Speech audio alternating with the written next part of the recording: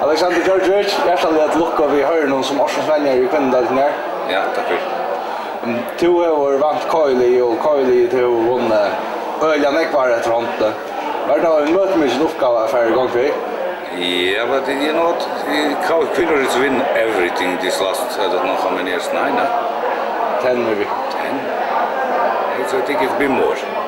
Because this generation is have more young girls who is coming, and I hope so it be better and better. Och i framtiden så ska du vänja männen här rösten. Vad är det här en möte med sin uppgave?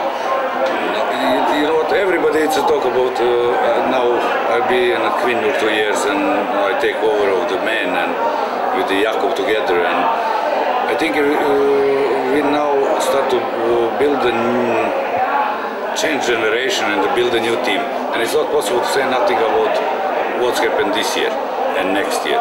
We need to be a little bit of patient to we see how it's going. KI-kvinnor har alltid varit kända för gamla vinnarmentalitet. Ska du tillföra detta till KI-mansliga just nu?